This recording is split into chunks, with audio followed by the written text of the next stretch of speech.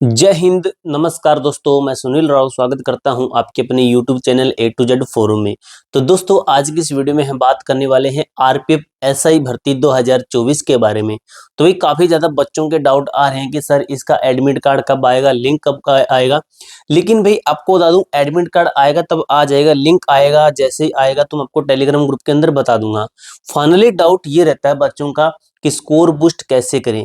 भाई आपको बता दूं, मैंने ना 6 से 7 एग्जाम क्वालिफाई कर रखे हैं। तो भाई मैं आपको बताऊंगा कि क्या करना होता है जब एंड आ जाता है ना हमारी एग्जाम का।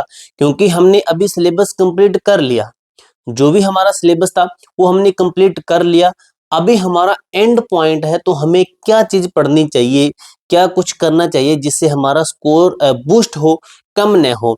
तो दोस्तों, आपको मैं अभी ये भी बताऊंगा कि आपको टारगेट स्कोर क्या लेना है। जैसे अभी आप एंड में, अगर आप पढ़ने वाले बच्चे हो तो आप एंड में मॉक टेस्ट जरूर लगा रहे होंगे। तो मॉक के अंदर आपका टारगेट स्कोर क्या होना चाहिए वो आपको मैं बताऊंगा। आरपीएफ एसआई मेल और फीमेल ऑल कैटेगरी वाइज। इसके साथ दोस्तों, लास्ट टाइम की स्टडी है, ये क्या होनी चाहिए, बेस्ट एनालिसिस। जो आप मॉक लगाते हो उसका एनालिसिस क्या होना चाहिए। भाई आपको मैं बता दूं, मैंने बहुत मॉक लगाए हैं। जो आपका ये टेक्स्ट बुक है ना, वहाँ पे बहुत मॉक लगाए हैं। अगर आप अभी मॉक लगा रहे हो या फिर नहीं लगाए तो मॉक वहाँ पे लगा लीजिए। अगर आपको छूट चाहिए तो मेरा ये कूपन कोड है A2ATZ। ये कूपन कोड ये अप्लाई कर लेना भाई, आपको कुछ हद तक यानी कि 12% का डिस्काउंट मिल जाएगा। ये आप अप्लाई कर लेना। ये वीडियो प्रमोशन के ऊपर नहीं है, लेकिन आप सभी के लिए है। ये तो मैंने वैसे बताया कि आपको छूट मिल जाए। अब बात करते हैं दोस्तों, एडमिट कार्ड और लिंक ये आपको 10 दिन पहले मिलेगा। जैसे एग्जाम्पल के लिए लेते हैं कि 13 दिसंबर को जिस भी बच्चे का एग्जाम है तो उसको 3 दिसंबर को एडमिट कार्ड मिलेगा, यानी कि 10 दिन पहले मिलेगा। लिंक रहेगा वो आपको टेलीग्राम ग्रुप के अंदर मिल जाएगा। ये चीजें छोड़ते हैं, चलते हैं हमारे पॉइंट के ऊपर। जो हमारा मेन पॉइंट है कि पढ़ने वाले बच्चे को मतलब होता है कि हमें क्या टारगेट लेना है, स्कोर है बूस्ट कैसे करना है। ये तो चीजें हैं, ये आपकी आती रहेगी, इसको छोड़िए। स्कोर बूस्ट कैसे करना होता है दोस्तों, आपका एंड पॉइंट है। वीडियो अच्छी लगी तो लाइक कर देना भाई, आपको बता रहा हूँ। स्कोर बूस्ट क्या है कि हमारा एंड पॉइंट है। इसके अंदर क्या है कि अभी अगर हम सिलेबस को कंप्लीट करेंगे तो हमारा टाइम वेस्ट होगा। अभी एक एक घंटा हमारा 1 साल के बराबर है। क्योंकि मैं भी स्टूडेंट हूँ, मुझे पता है भाई लास्ट टाइम में क्या होता है, घबराहट होती है, पढ़ने का मन नहीं करता है कि पता नहीं क्या होगा, पता नहीं क्या होगा, एग्जाम कैसा आएगा। तो आपको मैं बताऊं, अगर एग्जाम आता है हार्ड या आता है इजी, हार्ड आया है तो वो सभी के लिए है, इजी आया है तो वो सभी के लिए है। आपकी तैयारी के ऊपर डिपेंड करता है कि आप हार्ड एग्जाम को कैसे सोल्व करते हो, इजी को कैसे सोल्व करते हो। हार्ड आएगा तो कट ऑफ कम जाएगी, इजी आएगा तो कट ऑफ ज्यादा जाएगी। आपको उससे नहीं डरना है, लेकिन डरना ये कि आप एग्जाम के अंदर घबराएं नहीं। और एंड में आपको जो स्कोर बूस्ट करने की ट्रिक है वो आप अच्छे तरीके से देख लीजिए क्या होता है। अब दोस्तों आपको बता दूं, जो आपको क्या करना है, एंड में ना मॉक टेस्ट लगाइए। जितने हो सकते हैं उतने मॉक टेस्ट लगाइए। अगर मेरे अकॉर्डिंग चलो आप, तो मैं कहूँगा आपको 3 मॉक लगाने चाहिए। फर्स्ट है, सेकंड है, थर्ड है। कब कब लगाना चाहिए, तो ये हमें लगाना चाहिए सुबह। सुबह लगाना चाहिए। ये हमें लगाना चाहिए यानी कि दोपहर को, यानी कि बीच जो दिन होता है दोपहर को लगाना चाहिए। ये हमें लगाना चाहिए शाम को, तो ये हमें शाम को लगाना चाहिए।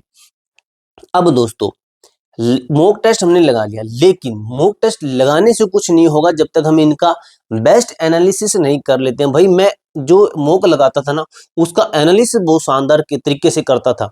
उससे मुझे ये बेनिफिट होता था, जैसे एक मैंने मॉक लगाया, उसके अंदर मेरे जीके के 4 क्वेश्चन गलत हुए, तो नेक्स्ट जो मैं मॉक लगाऊंगा उसके अंदर इन्हीं जीके के, जैसे ये बौद्ध धर्म का था, ये जैन धर्म का था, ये पॉलिटिकल साइंस के किसी संविधान संशोधन से था, तो नेक्स्ट जब भी मैं मॉक लगाऊंगा अगर इनसे रिलेटेड भी कोई क्वेश्चन आया ना, तो वो मैं गलत नहीं होने देता था।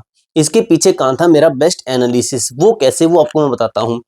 जैसे हमने इस मॉक को लगाया पहले वाले को, जैसे आपका एग्जाम पैटर्न क्या है, आपका एग्जाम पैटर्न है वो वहां पे लिख देते हैं। जैसे हम फर्स्ट मॉक के ऊपर बात कर रहे हैं कि सुबह हमने मॉक लगाया, तो आपका एग्जाम पैटर्न है वो ये है कि मैथ है, रीजनिंग है, और आपकी जीके की कितनी है, 50 क्वेश्चन, इनके है 35 और इनके भी हैं 35।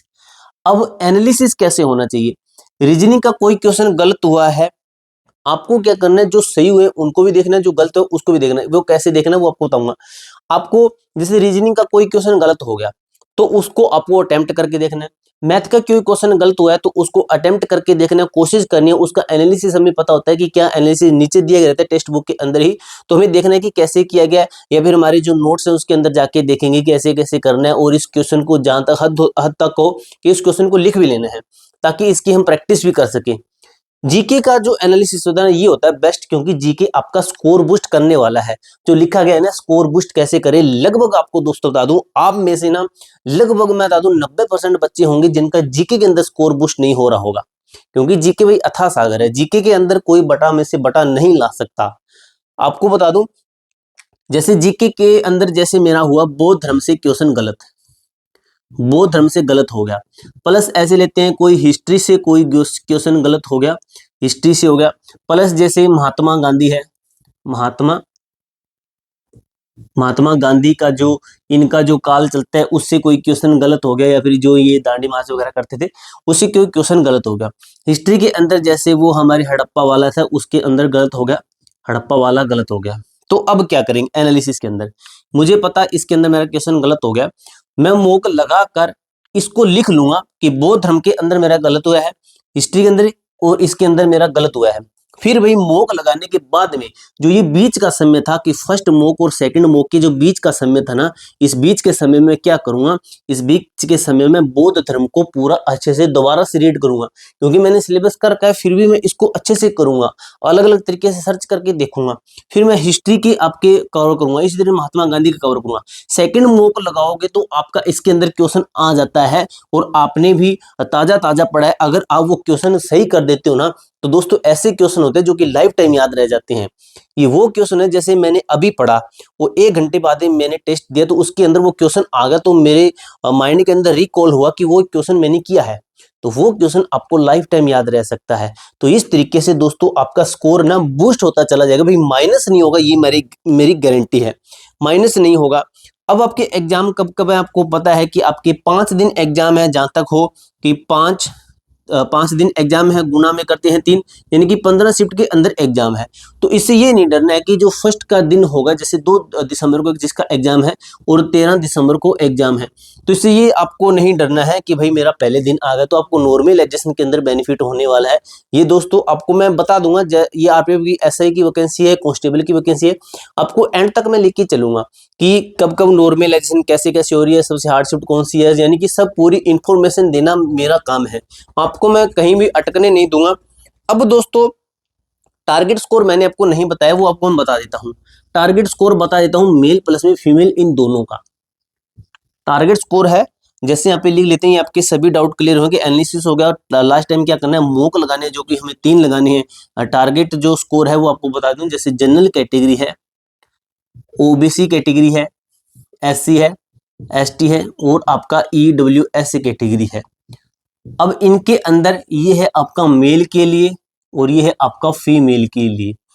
अब दोस्तों मेल के लिए जो आपका सेल्फ स्कोर है वो है आपका 100 से लेके 105 तक। ऐसा क्यों भाई, आपको बता दूं ये जो स्कोर है कि आपने तो कट्टो बता दी, आप अंतर्यामी हो क्या, ये आपका कमेंट का बता रहा हूँ, आप कमेंट करोगे अंतर्यामी हो क्या, आपने तो पहले कट्टो बता दी। तो ये मैं मॉक टेस्ट के आधार पर बता रहा हूँ कि मॉक टेस्ट के अंदर आपके इतने बन रहे हैं। अभी टेक्स्ट बुक का सबसे हार्ड मॉक टेस्ट मैंने देखा है, तो उसके ऊपर इतना बन रहा है तो आप बिल्कुल सेफ हैं। उसके बाद में बात कर लेते हैं, ओबीसी के अंदर है 96 से लेकर 100 तक, बिल्कुल सेफ है। एससी कैटेगरी मेल की बात हो रही है, एससी के अंदर अगर हम बात करें तो ये आपका 92 से लेके 97 तक है। एसटी के अंदर बात करें तो 90 से लेके 93 तक का है।